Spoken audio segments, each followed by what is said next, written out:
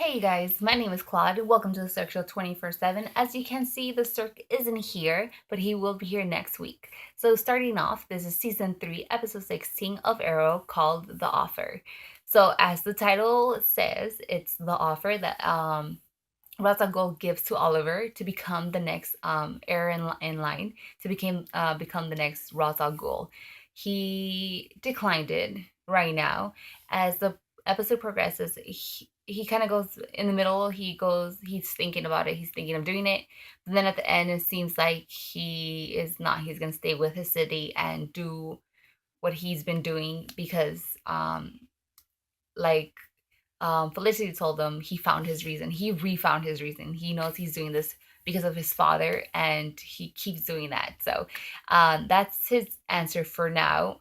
I'm going to start off with Ra's al Ghul too, because he was definitely in the episode, and it was very interesting seeing him. And they finally confirmed that there is a Lazarus pit, and that's what's been giving him his immortality, per se. But with that being said, he definitely has some tricks up his sleeve. Like everybody else has been saying throughout the episode, there's no way that Oliver like just left with nothing, just scot free. And as Merlin pointed out, no, you don't have a choice in this. Once he says something, everybody has been saying this, that once Ra's al Ghul says something, it's done. He doesn't offer, he does. So that's going to be interesting seeing in the next couple episodes to see what his plans are. You kind of could see at the very end how he wore the hood, and then he went for the drug, not the drug dealers, the ones who had the diamonds at the very end. And that was the funny part for me, because when I saw him under the hood, I was like, he's much older now. I'm like, oh wait, never mind. But with that being said, this whole episode definitely had a lot of relationship types. As far as father-daughter relationships, there were three main ones that popped out, and they were fairly very different in the dynamics of each character. You had Laurel and her father, Captain Lance, and then you also had Nisa and Ra's al Ghul, and you had Thea and Merlin. Um, for me, in my opinion, Laurel's and Captain Lance's relationship is definitely a little bit more heart. I know it's gonna sound a little bit crazy, but it's gonna be more of a harder road for them to fix it. Because Thea and Merlin, I don't think that could be fixed ever. They both know where they stand.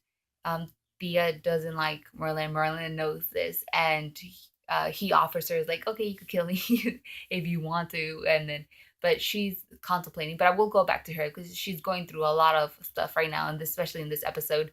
As far as Ra's al Ghul and Nisha's relationship, um, it died. It completely died. They do know where they stand. There is no love in that relationship.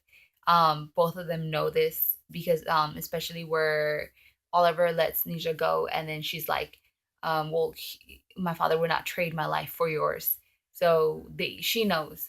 With that being said, she knows that where she stands within her father's eyes. And then once he told her that he offered Oliver to be the next in line, she was really pissed off, because I and I kind of did like this. It's kind of following with on the comics. I don't know if you guys know this, but for her in the comics, she's not the favorite one.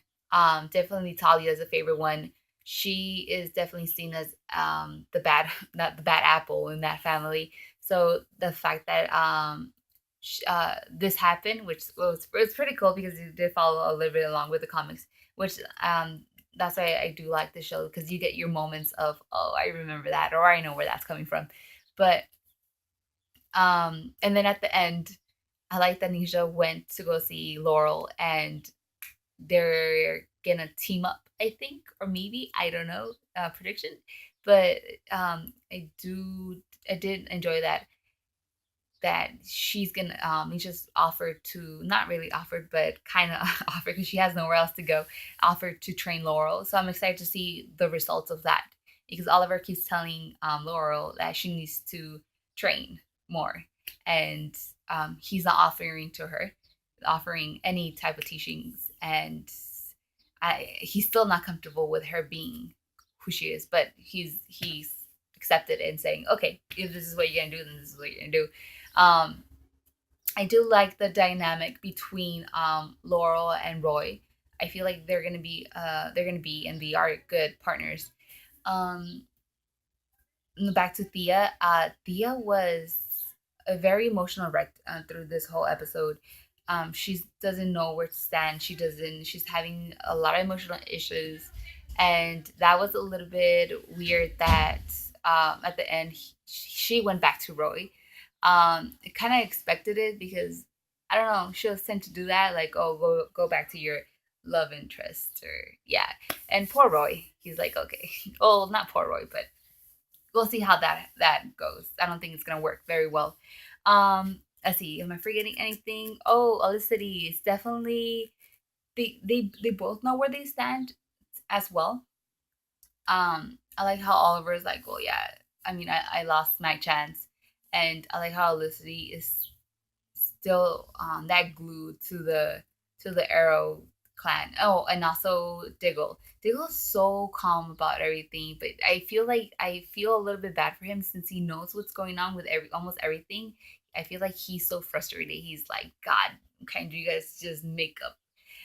But I kind of like Felicity with the Atom, so I'm okay with that. And we'll see what happens with Oliver. And I kind of don't want him to get with Laurel, like in the comics. I know in the comics they're back and forth, but I really don't want them to be together. I don't mind Nisa. I ship Laurel and Nisa. When I saw the ending, I was like, oh, I don't know, maybe we'll see how that goes. What else? I think that's all. If there are any dislikes, I just like just a little bit of Thea. Like I get that she's going through so much, but she was just like, oh, just kill me, and she's like so mopey, and I'm just like, okay, I got the point. I don't know, but what did you guys think about this episode? Did you guys like it? Do you guys have more dislikes than I do? I mean, overall, I liked the episode. It was a good episode.